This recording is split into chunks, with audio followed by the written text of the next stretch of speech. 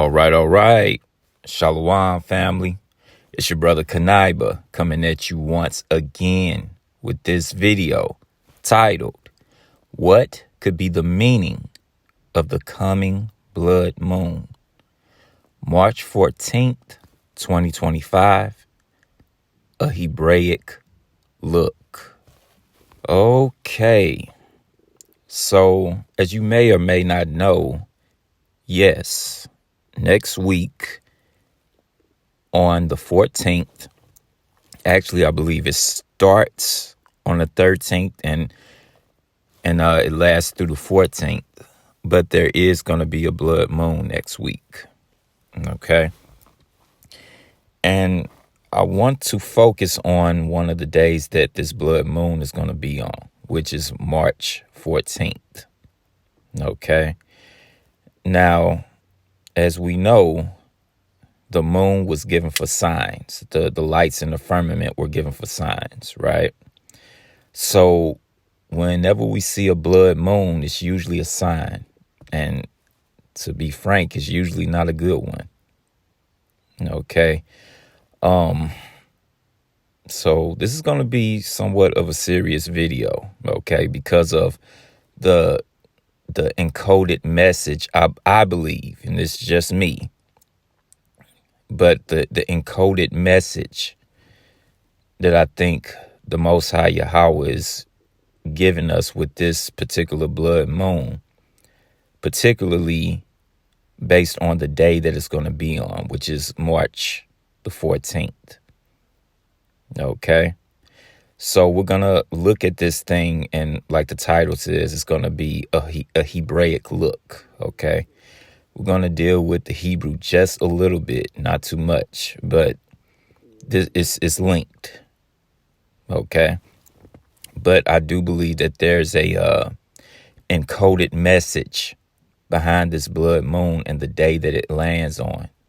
Okay. And it's a very serious message to give us a wake-up call.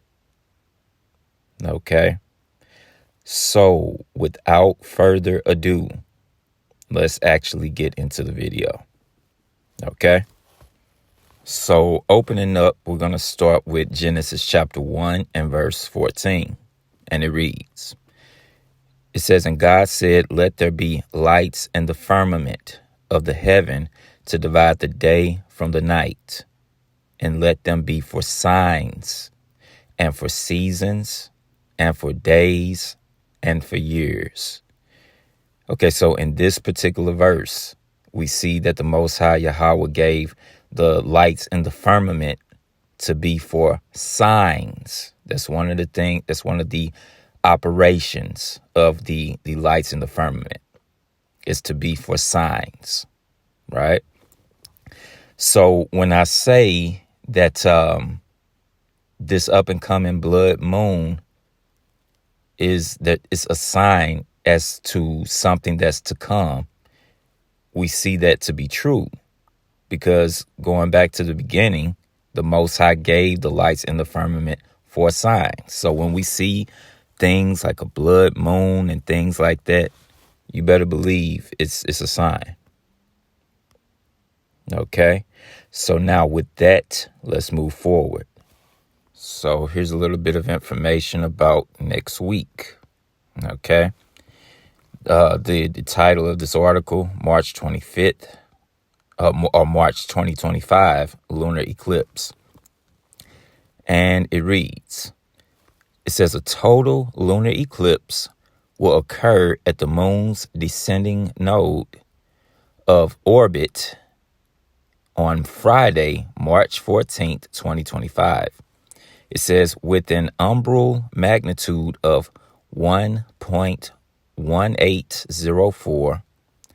It says a lunar eclipse occurs when the moon moves into the Earth's shadow, causing the moon to be darkened. Okay, so we'll stop it right there. But the point being is, yes, next week, March 14th, 2025, there's going to be a total lunar eclipse, okay, aka a blood moon. And that's going to be next week on Friday. right? Now, what's interesting is this blood moon is coming during basically Passover season. Now, and for some of us, this blood moon is actually going to occur during Passover.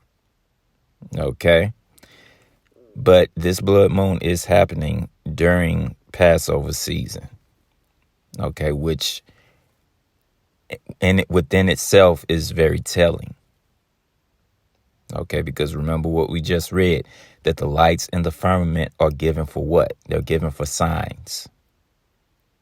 Okay. So now with this information, again, let's move forward. Let's continue.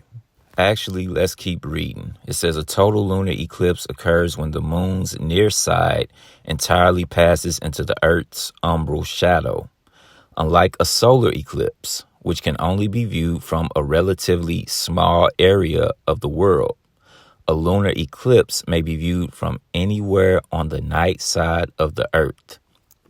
It says a total lunar eclipse can last up to nearly 2 hours, while a total solar eclipse lasts only a few minutes at any given place, because the moon's shadow is smaller, occurring about 3.3 days before apogee. I'm guessing that's how that's pronounced. It says on March 17th, 2025 at 12:35, the moon's apparent diameter will be smaller. Okay. So basically, a total lunar eclipse lasts a lot longer than a solar eclipse. Okay. The lunar eclipse could last up to 2 hours, while a solar eclipse only lasts a few minutes. Okay. So this is going to be a lunar eclipse. And I believe they say this particular one is going to be about 67 minutes, if I'm not mistaken. Y'all can go fact check me on that. Okay. So now with that, let's move forward. Okay. Let's go back in the past just a little bit. Okay. We're going to go to this particular date. It says on June 14th, 1946, there was a total lunar eclipse, also known as a blood moon, that was visible from anywhere on the night side of the Earth. Okay, remember we just read that. That's what equates to a lunar eclipse, right? But the point being that on this particular date, June 14th, 1946, that there was a blood moon. Okay. Now, one may be asking, well, Kanaiba, why is this particular date so important? Okay, why point out that there was a blood moon on this particular date, and what is its significance? Okay. Well, I'm going to show you in the next slide why this particular date is important, and I'm going to let the slide speak for itself. Okay. So with that, let's move forward to the next slide and you'll see what I'm talking about. Okay. So here is the next slide. And would you look at this? This is Mr. 9/11 himself. Now, if you wonder why I call him Mr. 9/11, just simply watch my last video. Okay. But yeah, it is your president-elect, Mr. Donald J. Trump. And this is his birthday. Okay. He was born June 14th, 1946. Now, in the last slide, we read that on June 14th, 1946, there was a blood moon. Meaning what? Mr. Donald J. Trump was born on a blood moon. And we already read in the scriptures that what? The lights in the firmaments are given for what? For signs. So this man was born on a blood moon. Could this be a sign as to him being an important figure in pushing prophecy. Because bring it up to date, this man that was born on a blood moon, he is now the current president of these United States of America. Okay? And he's going to be the president during the coming blood moon on March 14th. Could all this be a coincidence? Maybe. I don't think so, but only time will tell. Okay? So with all of that in mind, let's continue. Okay? So moving forward, this particular slide is dealing with something known as Pi Day. Okay? And it reads, it says Pi Day is an annual celebration of the mathematical constant pi. Okay, you brothers and sisters learned about pi in school. Okay, it says Pi Day is observed on March 14th, the third month, since 3, 1, and 4 are the first three significant figures of pi, and was first celebrated in the United States. Let's pause for a minute. So next week, Friday, March 14th, is the annual Pi Day. Okay? Which, of course, is 3/14. And Pi Day is going to land on what? This particular blood moon. But let's continue. It says, it was founded in 1988 by Larry Shaw, an employee of a science museum in San Francisco, the Exploratorium. Celebrations often involve eating pie or holding pie recitation competitions. It says in 2009, the United States House of Representatives supported the designation of Pi Day.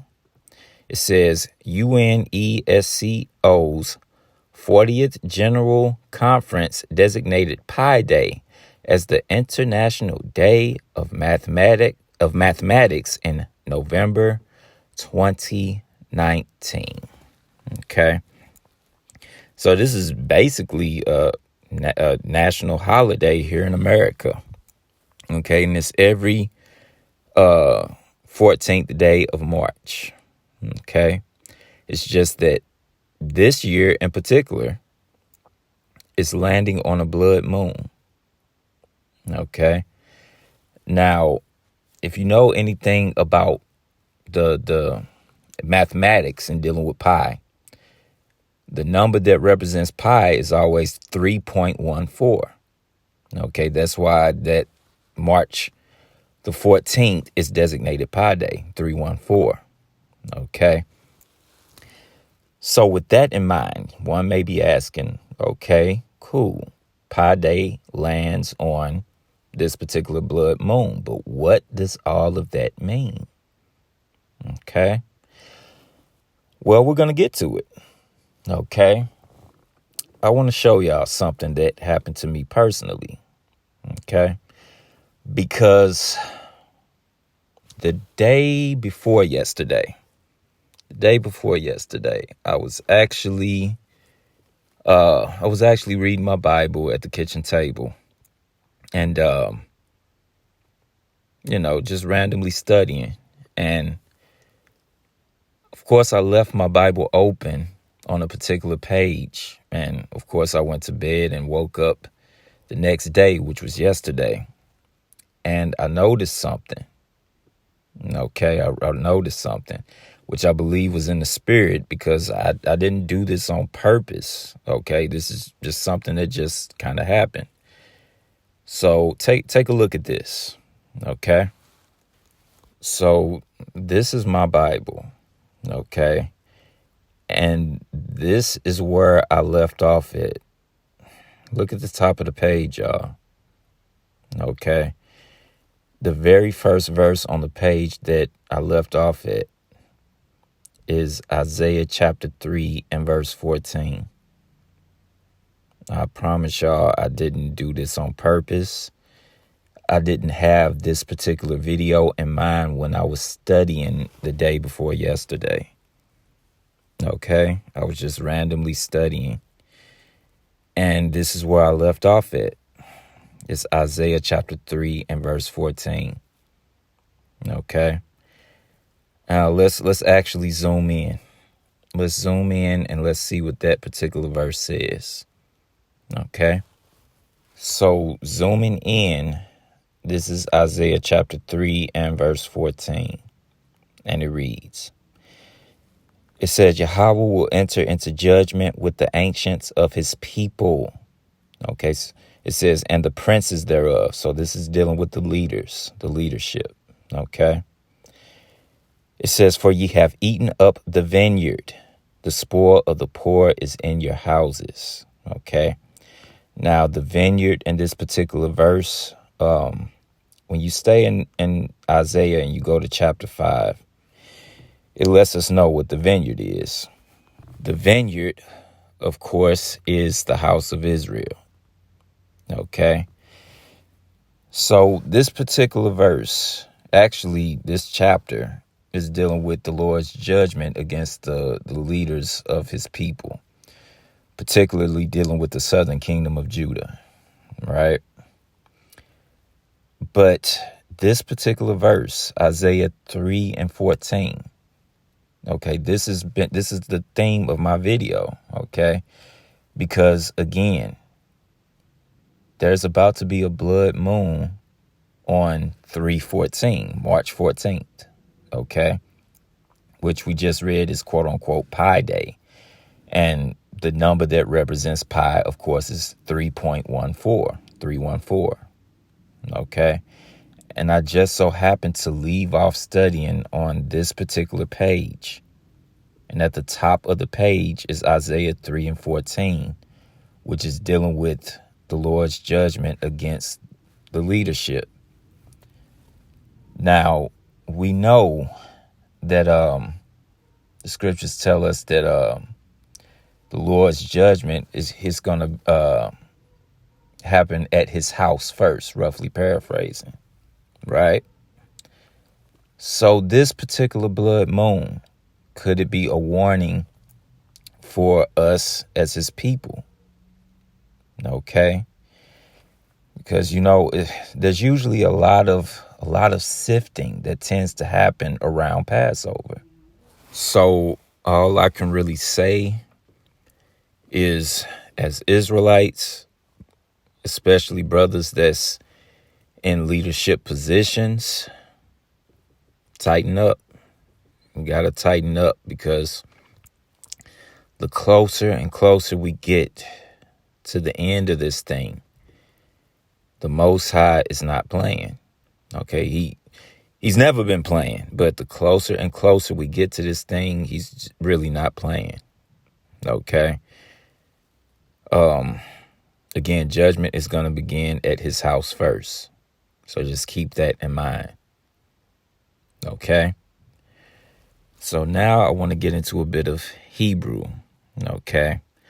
Now, this is not the ancient Paleo Hebrew. This is the Assyrian script, but it's still Hebrew nonetheless. Okay. So in the ancient Paleo Hebrew, this would represent the Hebrew character for the ha. Okay. In modern Hebrew, you would say hey. Okay. It's the equivalent to an H in English, basically. Okay. But why am I showing you this? Okay. Because when you look at this, the Hebrew character for ha or hey is almost identical to the pi symbol. Okay. And that's not a reach. Okay. We're going to look at something here, but it's almost identical to the symbol for pi, which of course is 3.14 or 314. Okay. So let's move forward. Let's get a bit of information so you'll know that I am not reaching. Okay, let's take a look at this. All right, so here we have a little bit of information regarding the Hebrew character ha or hey and the pi symbol. And it reads, it says in Hebrew, the letter hey, written as you see the symbol there, it looks almost identical to the pi symbol, is the closest equivalent to the pi symbol. It says, as both represent the sound H, because again, pi is not just a mathematical thing, okay? Pi is also a Greek letter. Keep that in mind, okay? Pi is a Greek letter, okay? So I'm going to read it from the top again. It says, in Hebrew, the letter hey, written as such, is the closest equivalent to the pi symbol, as both represent the sound H and are the fifth letter in their respective alphabets, dealing with Hebrew and Greek, right? It says, however, pi in mathematics is not a letter, but a symbol representing a mathematical constant. It says, while hey is a fully functional letter in the Hebrew language. Okay. So now we see the connection, okay, to the Hebrew character ha or hey and the pi symbol. Okay. So now let's bring it on home. Okay. Because we know that now that we know that this Hebrew character is linked to the pi symbol, which pi represents what? 3.14. And we know that there's going to be a blood moon on 3/14, March 14th, Pi Day. Okay. And remember, I said that this blood moon, all this is letting us know that this blood moon is a sign, or the Most High is trying to give us a message. Okay. He's trying to give us a message, right? Let's look at one more thing before I really nail this. Okay, through the spirit, right? There is a fraction that's also associated with pi. Okay, let's go to the next slide and let's take a look. Okay, so here we have it.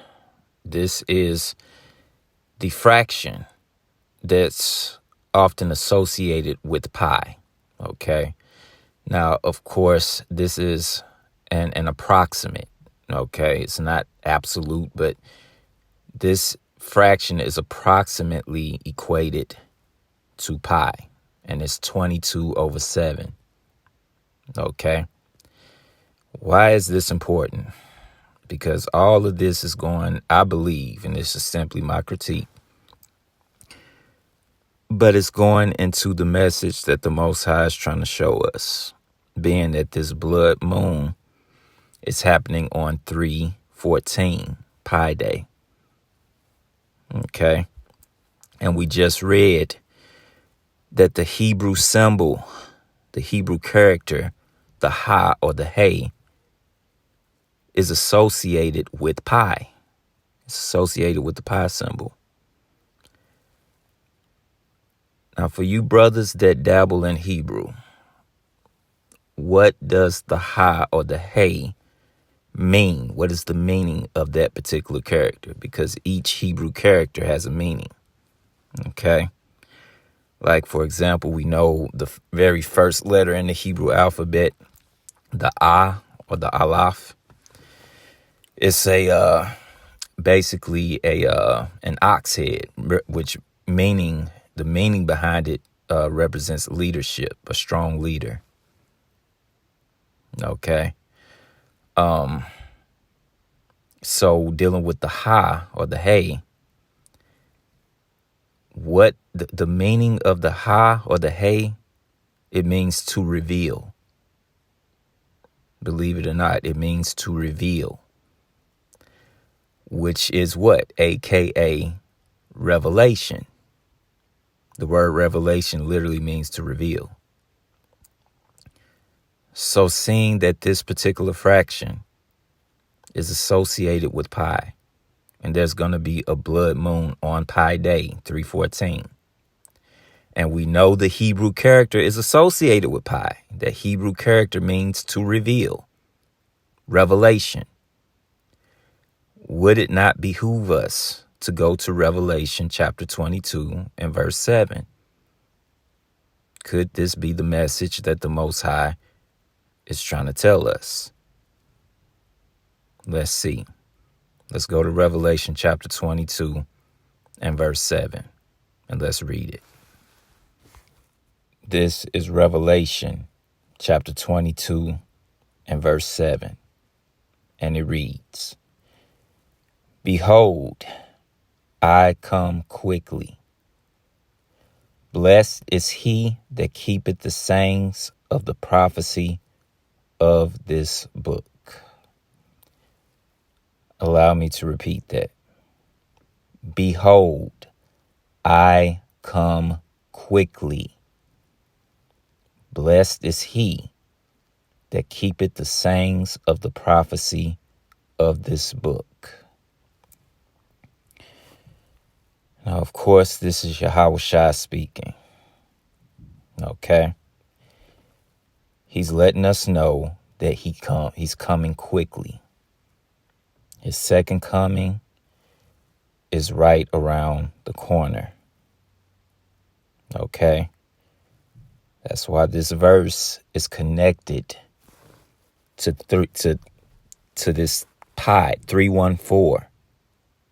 There's going to be a blood moon on March 14th, 314, which is Pi Day. The fraction that's associated with pi is 22/7.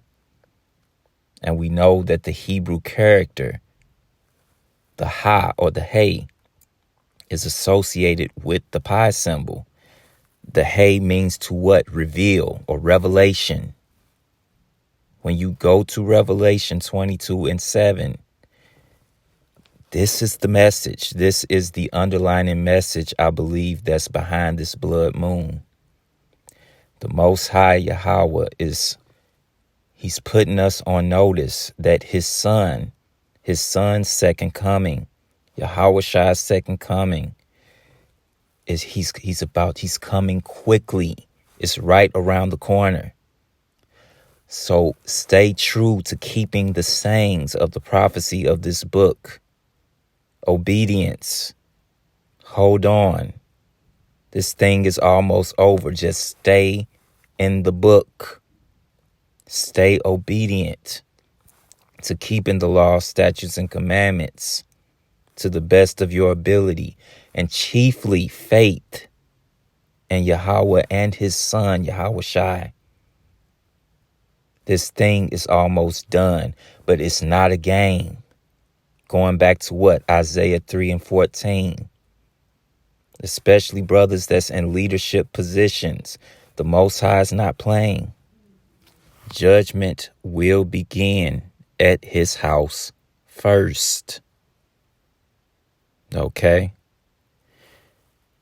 So yes, this is what I believe this underlining message is, or warning is, with the up and coming blood moon that's going to happen next week, March 14th, 2025.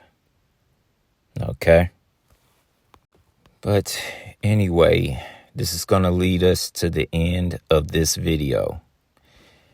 And the title of this video is "What Could Be the Meaning of the Coming Blood Moon?" March 14th, 2025, a Hebraic look.